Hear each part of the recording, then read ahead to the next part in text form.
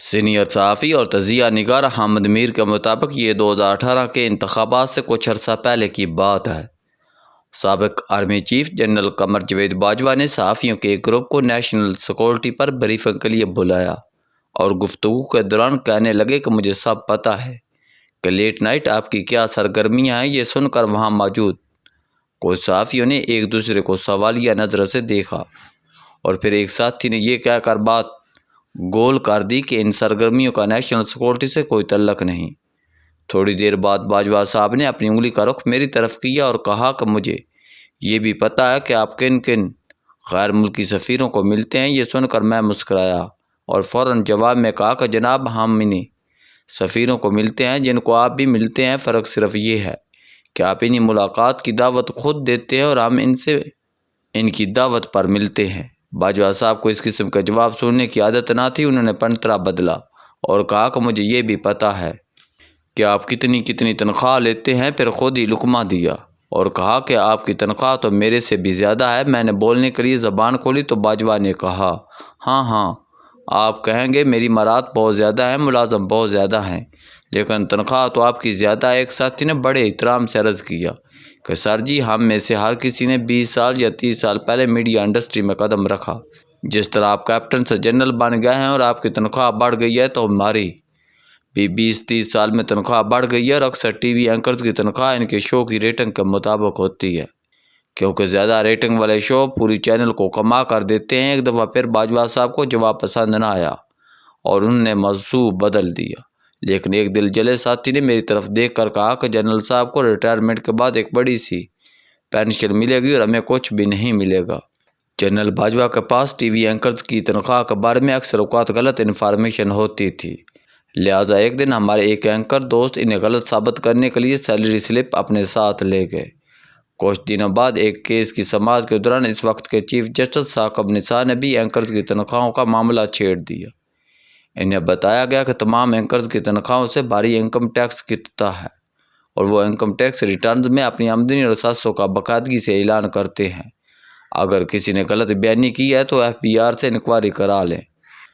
ان کی تسلی نہ ہوئی تو انہوں نے مجھے کہا آپ اگلی پیشی پر سیلری سلپ لے کر آئے۔ میں اگلی پیشی پر اپنے بینک اکاؤنٹ کی مکمل تفصیل لے گیا اور بڑی عدالت میں چیف جسٹس کو پیش کر دی۔ یہ واقعات آپ کو اس لیے سنا رہا ہوں کہ کچھ دن پہلے IMF نے حکومت پاکستان کے سامنے بھاری پینشن لینے والے سرکاری ملازمین کی ایک فہرست رکھی ہے۔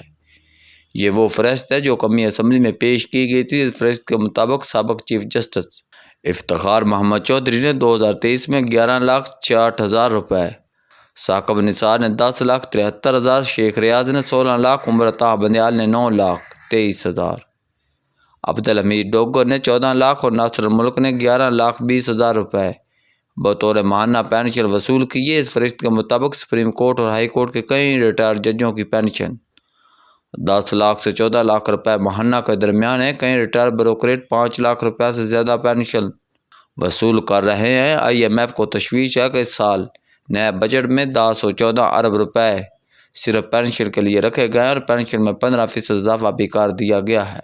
قابل غور پہلو یہ ہے کہ چھوٹے سرکاری ملازمین کو ریٹائرمنٹ کے بعد بہت کم پینشن ملتی ہے۔ پینشن میں 15% اضافے کا انہیں زیادہ فائدہ نہیں، یہ فائدہ انہیں ریٹائرڈ ججوں، جرنیلوں اور بڑے افسران کو ہوگا جو پہلے ہی ماہانہ لاکھوں روپے بطور پینشن وصول کرتے ہیں۔ ان میں کچھ ایسے بھی ہیں جو ڈبل پینشن وصول کرتے ہیں۔ لمز لاہور میں سوشل پالیسی کے ایک استاد ڈاکٹر احسن رانا نے ایک کتاب لکھی ہے، کواکب کوچ کے نام سے ایک کتاب لکھ ڈالی، جس میں انہوں نے مصدقہ اعداد و شمار کے ساتھ پاکستان کی معیشت اور سماج کا پوسٹ مارٹم کر دیا۔ انہوں نے کتاب میں اپنے ایک دوست بریگیڈیئر ریٹائر ساجد حمید کی اجازت سے ان کی مثال پیش کی ہے، جو ایک نہیں 3 پینشن وصول کر رہے ہیں۔ ایک پینشن وہ فوج سے وصول کرتے ہیں، فوج سے ریٹائرمنٹ کے بعد وہ 10 سال پاکستان ہاکی فیڈریشن سے وابستہ رہے۔ دوسری پینشن ہاکی فیڈریشن سے وصول کرتے ہیں۔ تیسری pension old age benefit institution سے وصول کر رہے ہیں۔ ڈاکٹر احسن رانا نے پاکستان کے حکمران اشرافیہ کے خلاف ایک چارج شیٹ پیش کی ہے جو ہر سال اربوں نہیں کھربوں روپے کی سبسڈی بھی وصول کرتی ہے اور ایسے قصر پینشن کے غیر منصفانہ نظام کے ذریعے نکالتی ہے۔ پینشن کا مقصد ریٹائرمنٹ کے بعد ایک باوقار زندگی گزارنا ہے، نہ کہ پینشن کے نام پر عیاشی کی زندگی گزارنا ہے۔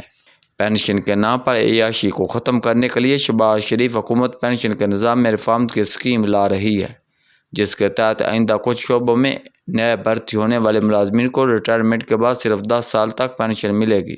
پینشن کے نظام میں ریفارمز وقت کی اہم ضرورت ہے، لیکن یہ ریفارمز صاف اور شفاف ہونی چاہیے۔ قومی اسمبلی میں صرف ریٹائرڈ ججوں اور بیوروکریٹس کی پینشن کی فہرست نہیں آنی چاہیے، بلکہ جنرل باجوہ کی پینشن اور دیگر امورات کا بھی ذکر ہونا چاہیے۔